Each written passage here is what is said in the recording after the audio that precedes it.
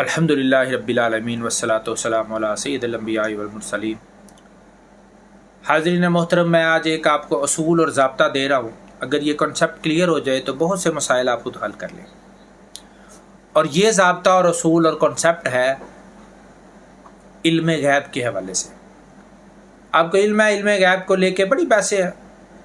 تو کوئی علم غیب کے اس بات میں دلائل دے رہا ہے اور کوئی نفی میں دے رہا ہے، کنفیوژن ہے، اور عجیب سا ایک محاذ ہے جو اس ایشو کو لے کر کھلا ہے، اور آج سے نہیں، پرانا ہے۔ میں ایک اصول اور ضابطہ اس حوالے سے آپ کو سمجھانا چاہ رہا ہوں۔ یہ باقاعدہ علم غیب کے اثبات یا علم غیب کے رد کے اوپر میں گفتگو نہیں کر رہا، میں صرف ایک کنسیپٹ کلیئر کر رہا ہوں اور ایک ضابطہ اور اصول سمجھا رہا ہوں۔ دیکھیے، علم غیب کی نفی والی قرآن پاک میں جتنی آیات آئی ہیں، جیسے سورہ انعام کی آیت نمبر 50 ہے، اعوذ باللہ من الشیطان الرجیم، قل لا اقول لکم عندی خزائن اللہ ولا عالم الغیب، کہ آپ ان سے کہہ دیں کہ میرے پاس اللہ کے خزانے نہیں ہیں اور نہ میں عالم الغیب ہوں۔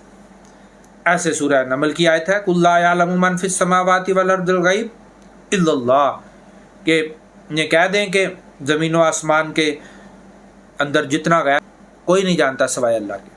تو اس طرح کی دیگر آیات جن میں علم غیب کی نفی آئی ہے۔ اب آپ 1 منٹ میں سمجھ جائیں گے کہ ان کا مطلب کیا ہے۔ جتنی آیات ہیں 1 منٹ میں سمجھ جائیں گے۔ دیکھیے، میں آپ سے چند سوال کرتا ہوں۔ کیا آپ جانتے ہیں کہ نہیں کہ میرے اور آپ کے نبی کہاں جائیں گے، جنت میں کہ جہنم میں؟ جی یقیناً آپ جانتے ہیں۔ آپ کا جواب یہی ہے کہ جنت میں جائیں گے۔ اچھا، پھر آپ یہ بھی جانتے ہیں کہ نہیں جنت میں ان کا مقام کیا ہوگا؟ یعنی وہ عام امتیوں جیسے ادنا مقام میں ہوں گے جنت میں، یا آپ کا مقام اعلیٰ ہوگا؟ جانتے ہیں آپ؟ یقیناً آپ کا جواب ہے جانتے ہیں کہ آپ کا مقام اعلیٰ ہے۔ اچھا، اسی طرح آپ یہ بھی جانتے ہیں کہ نہیں کہ اللہ کے اذن سے حضور نے میری اور آپ کی شفاعت کرنی ہے، جو شفاعت کے حقدار ہوں گے، اذن ہو چکا، بڑے واضح دلائل۔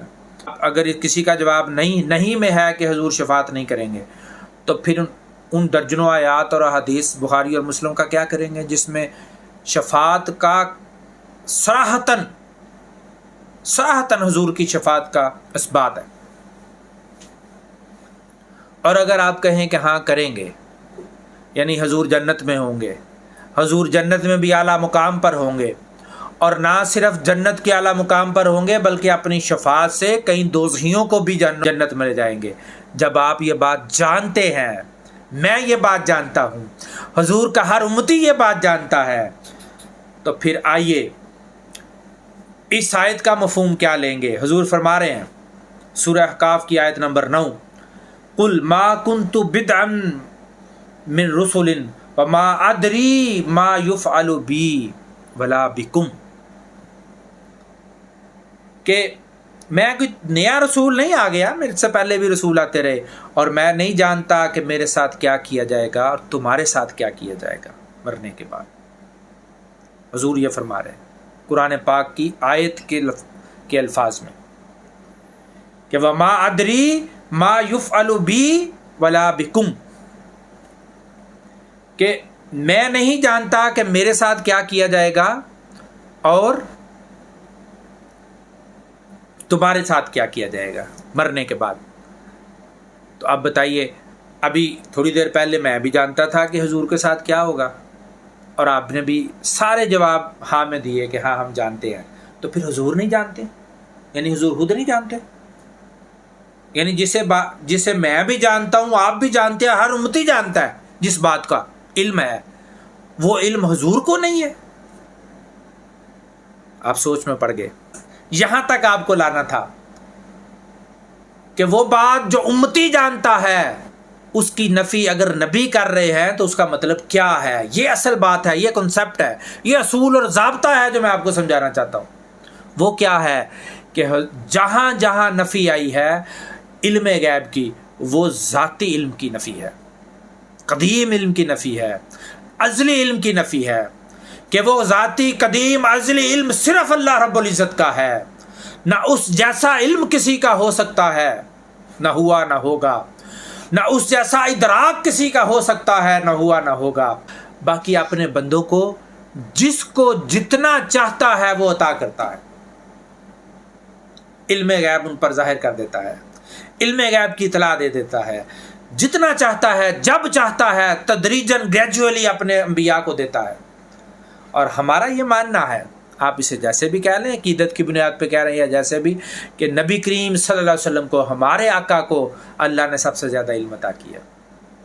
اب میں اس کے اس بات کی آیات اور احادیث کی طرف نہیں جا رہا، میں نے صرف کنسیپٹ کلیئر کرنا تھا کہ جہاں جہاں نفی آئی ہے وہاں وہاں ذاتی اور قدیم اور ازلی علم کی نفی آئی ہے بس۔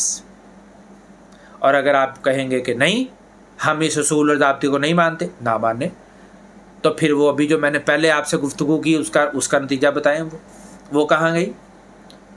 حضور تو فرمایا لا ادری ما یفعل بی، کہ میں تو نہیں جانتا کہ میرے ساتھ کیا ہوگا اور تمہارے ساتھ کیا ہوگا، اور آپ نے ابھی تھوڑی دیر پہلے کہا کہ آپ جانتے ہیں، اور میں بھی جانتا ہوں کہ ہمارے نبی کے ساتھ کیا ہوگا، اور ساری امت جانتی ہے کہ ہمارے نبی کے ساتھ کیا ہوگا، اور پھر ہمارے نبی کی وجہ سے ہمارے ساتھ کیا ہوگا، سب جانتے ہیں۔ ان کی نفی صرف ذاتی علم کی نفی، تو آپ سمجھ گئے۔ اور ان ساری آیات کا مفہوم جہاں بھی آپ لیں گے وہ یہی ہوگا، جدھر نفی آئی ہے سمجھ جائیں ذاتی علم کی آئی ہے، ازلی علم کی آئی ہے، قدیم علم کی آئی ہے، کہ وہ صفتیں صرف اللہ رب العزت کی ہیں، نہ اس جیسا علم کسی کے پاس، نہ اتنا علم کسی کے پاس۔ اور پھر اللہ کے علم کا اور اللہ کے نبی کے علم کا موازنہ بھی کرنا جائز نہیں ہے، کہ کتنا اللہ کے پاس کتنا نبی کے پاس۔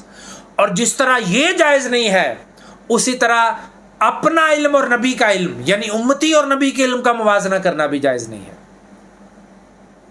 جہاں وہ جائز نہیں، یہ بھی جائز نہیں۔